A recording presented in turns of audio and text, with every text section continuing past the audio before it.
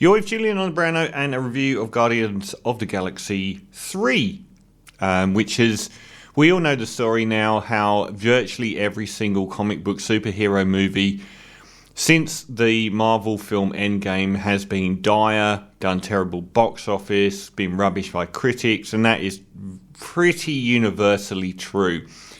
I mean, the DC universe was always like that to a degree anyway, and the once bulletproof Marvel universe descended to that, and it's just been a law of diminishing returns that everyone hopes will end, but they keep piling money onto these films.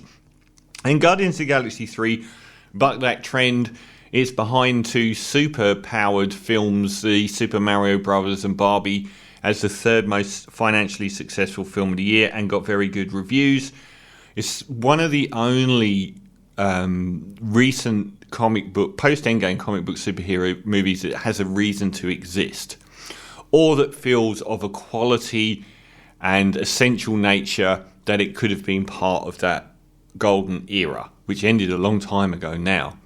And it's got a very strong basic plot, which is that it bases itself around the character of Rocket Racoon, played by Bradley Cooper, who probably didn't expect it to go quite this heavy. So it goes back to his past as a wildly experimented on, fabricated being who possesses massive intellect. And at the start we see him get the character played by Will Poulter, Adam Warlock. He attacks where the Guardians are now living. So they're all sort of harmoniously living on this giant floating skull, which is an old celestial being, which was somewhere called Nowhere that they visited in the previous films to get one of the Infinity Stones. And now it's their base, and they've got lots of people that, like the Ravagers and so on, that used to be enemies, and they're all friends together.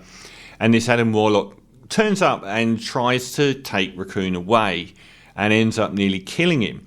And we find out that he is the property of this very powerful science division, this massive corporation, who had invented him and fitted him with a kill switch so that they could, if anyone tries, they try and resuscitate him, and they're stopped because it will kill him.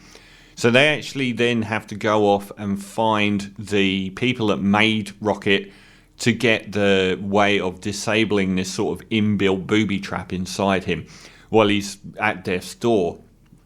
Interspersed with that is the early life of Rocket, and we find that he was built in a laboratory, kept in horrific conditions, experimented on, and the whole thing is down to the character of who plays him? Chukwudi Iwuji, who is the High Evolutionary.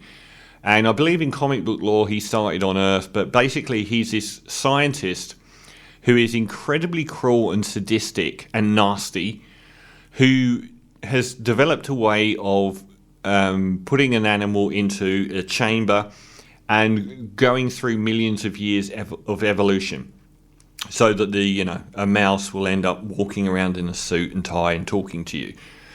And he keeps trying to rebuild Earth to be better than Earth was, and then just destroying everyone living there because it didn't quite live up to his expectations. And the Rocket Racoon character was shown to be someone that possessed an intellect that was far greater than anyone could have realised. And he wants it back. He wants Rocket back. They found out that he's still alive, out with the Guardians of the Galaxy. He wants Rocket's brain to find out what he did right with that particular experiment. So the rest of the film is the Guardians of the Galaxy fighting against the High Evolutionary to try and disable the booby trap on Rocket and to make him alive and free again, and the High Evolutionary trying to kill Rocket and take his brain and work out what they did so right with that particular experiment. There are numerous side quests on the way, and far too many side quests on the way. Probably the most prominent is the fact that Gamora, who was killed famously by Thanos in Infinity War, returns here And the reason she returns is because in Endgame, Thanos managed to travel forward in time past the events of Infinity War. So that Gamora is the one that's alive now. She doesn't know anything about her relationship with the Chris Pratt character, Peter Quill, the leaders of the Guardians of the Galaxy. They were in love and everything, but she has no knowledge of that life. She is still much closer to this really quite violent, toxic, horrible person who she was when she first appeared, having not gone through any of that transformation, making him very sad sack and so on. There are far too many side quests. It's 2.5 hours long, and they could have ditched a lot of them because the core principle here of the plot is so strong that we don't need to keep going on detours, and it does detour a lot. The thing that I really want to bring up about this film is how upsetting it is. The Guardians of the Galaxy was a blast of fresh air, very humorous, very funny, very witty, great soundtrack. This one's got a much better soundtrack than the second one, which was like retreading the first. There's a lot of really interesting tune choices here, which I thought were very, very good. Particularly the very sad sack opening of Rocket listening to an acoustic version of Creep by Radiohead, which is a really unusual way of starting and taps into the fact that there's a lot of maudlin sadness and despair and everything going on here. And also those elements of alienation in Rocket, which have only ever been referenced in a sort of pithy and acidic way by him, are much more hard-hitting here. But the material in this is by far the most upsetting and extreme of any of the comic book superhero movies of the modern era. To an extent, I would not recommend taking a child to this. People joke about how the hell did Raiders of the Lost Ark get a PG rating with face-melting Nazis and so on. This is like 5 times as bad.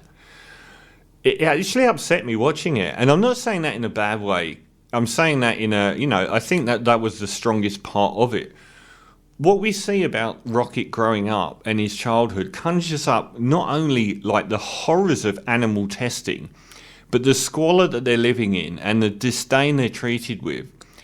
Conjures up things like the Holocaust and the World War II Japanese and Nazi experiments on humans. And he has 3 friends with him in this horrible, dank, rubbish-strewn dungeon that they live in, who are really messed up versions of like an otter, a rabbit, and I can't remember what the last one is. But they've all got these horrible things done to their bodies. But I thought one of the worst parts about it was they greet their horrific environs and life with this unremitting positivity and guilelessness. And that made it much worse.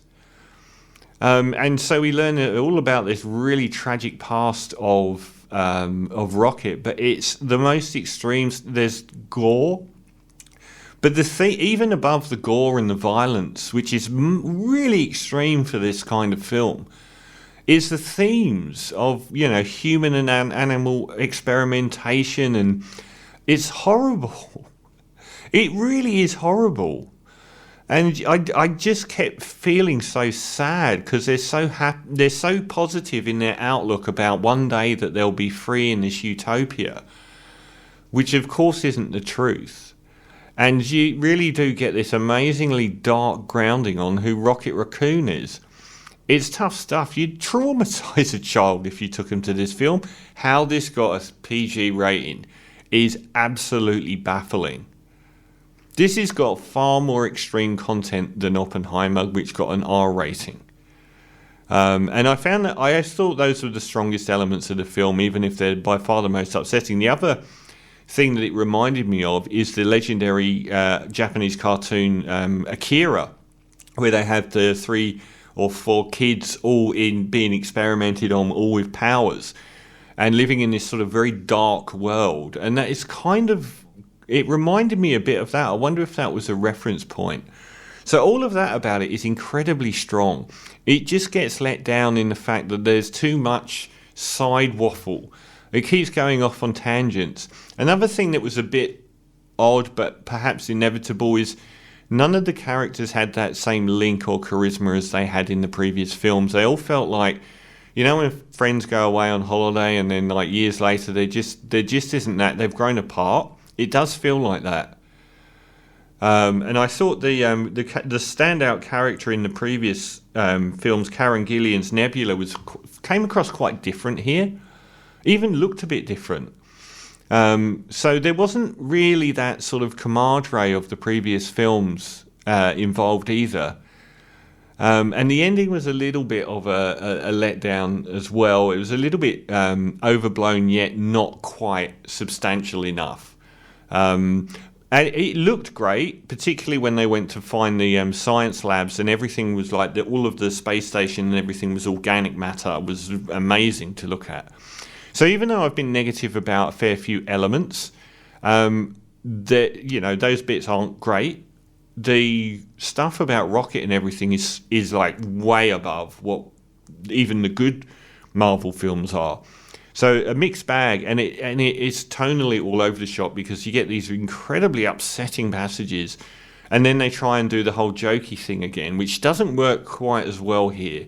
But I'm still going to give Guardians of the Galaxy 3 an 8 out of 10 because despite lots more faults than the previous films, 2 was a retread that didn't need to be.